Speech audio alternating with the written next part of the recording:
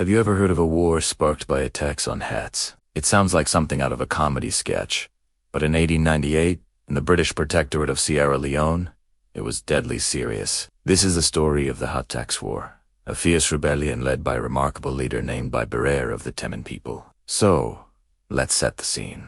It's the late 19th century, the height of the scramble for Africa. The British have established a colony in Freetown, the coastal capital of modern day, but the interior, or the hinterland, is still largely independent, governed by local chiefs and kings. The British, wanting to formalize their control and, of course, raise revenue, declared this hinterland a protectorate in 1896. This meant the local chiefs could still rule, but they were now under the authority of the British Crown. To pay for the administration of this new protectorate, the British governor, a man named Colonel Frederick Cardew, came up with a seemingly simple idea: a new tax. This wasn't an income tax or a property tax, as we might know it. It was a hut tax.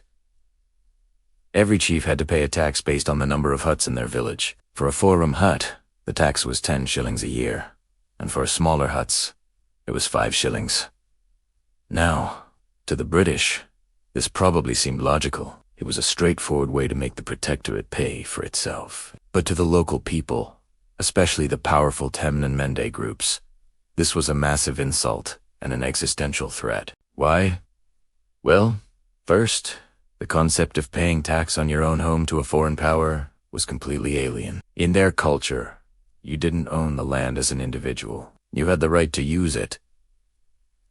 A house wasn't a commodity to be taxed. It was your home, a fundamental right. To them, paying a tax on their hut meant they no longer owned their homes, the British did. It was a direct challenge to their sovereignty and their entire way of life. Second, the economic burden was immense. 10 shillings was a huge amount of money at the time. Most people in the hinterland didn't use cash. They operated on a system of trade and barter. To pay the tax, they would have to sell their crops, their goods, or even be forced into labor just to get the British currency. It was a system designed to force them into a cash economy on British terms. The chiefs across the protectorate were furious. They sent petitions, they argued.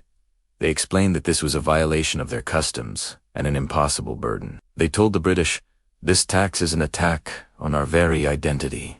But Governor Cardew was stubborn. He dismissed their concerns, believing that a show of force would make everyone fall in line.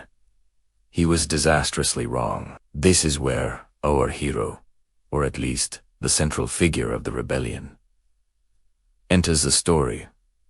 Baiberer. Baiberer was not your average chief. He was a formidable warrior and a brilliant military strategist, the ruler of a small kingdom called Koya. He wasn't a paramount chief in the British system, but his influence was immense. He had a reputation for being fiercely independent and had even fought alongside the British in the past as a mercenary. He knew their tactics, their strengths, and their weaknesses. When the hut tax was announced, Baiberer flatly refused to pay. He saw it for what it was, the final step in the British takeover of his people's land and freedom. He argued that the treaties his ancestors signed were treaties of friendship, not submission. He had not given the British the right to tax his people. The British, underestimating him, issued a warrant for his arrest. They sent a small force of the new frontier police to apprehend him. This was the spark that lit the powder keg. Baiberer, anticipating this move, had already rallied his warriors. When the police arrived, they were ambushed and soundly defeated. The hut tax war had begun. What followed was not a simple uprising. It was a masterclass in guerrilla warfare. Baiberer was a genius. He knew he couldn't face the British Empire in a conventional, pitched battle. They had machine guns, artillery, and disciplined soldiers. So, he didn't. Instead, his warriors melted into the dense rainforest. They built hidden stockades, or fortresses deep in the bush, from which they could launch lightning-fast raids. They used the terrain to their advantage, creating ambushes along narrow paths, blocking rivers, and cutting British supply lines. They communicated using drums, allowing them to coordinate attacks over vast distances. The British forces, lumbering through the unfamiliar and difficult jungle in their heavy uniforms, were constantly harassed. They would march 4 miles in the sweltering heat, only to be hit by a sudden volley of gunfire from an unseen enemy, who would then disappear back into the forest before they could even react. It was psychologically draining and incredibly effective. Baibera became a legend. Stories of his prowess spread like wildfire. Some said he could become invisible, or that he could catch bullets in his hand. While these were myths, they spoke to the immense respect and fear he commanded. He wasn't just a fighter, he was a symbol of resistance against an overwhelming force. The war raged for nearly 10 months, from February to November of 1898.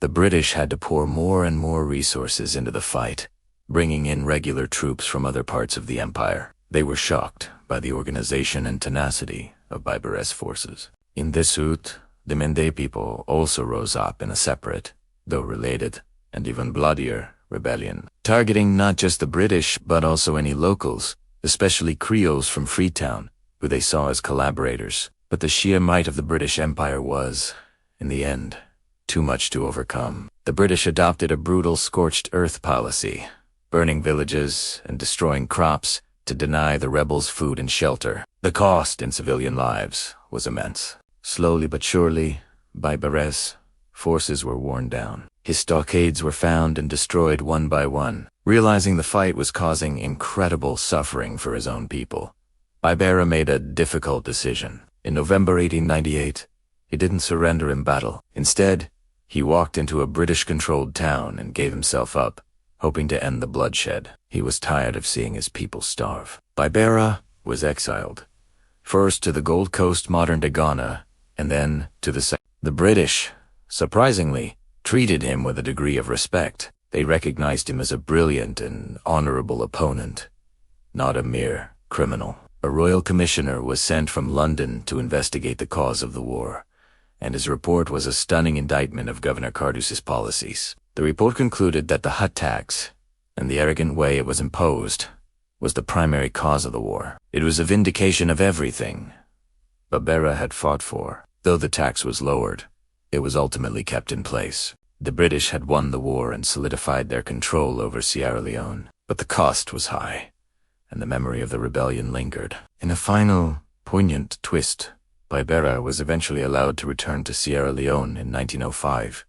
He was welcomed back, not as a defeated rebel, but as a national hero. He lived out the rest of his days in his home village, a living legend who had dared to stand up to the most powerful empire in the world. Today, Baibara is revered as one of Sierra Leone's greatest national heroes. His face has appeared on the nation's currency. He represents the unyielding spirit of resistance, the fight for dignity, and the courage to defend one's home and culture against impossible odds. The Hut Tax War is a powerful reminder that history is often made not by kings and governors in grand palaces, but by ordinary people pushed to extraordinary acts of bravery. Thank you so much for joining me on this journey into the history of the Hut Tax War. If you found this story as fascinating as I do, please hit that like button and subscribe for more deep dives into forgotten histories. Let me know in the comments what you think, and we'll see you in the next video.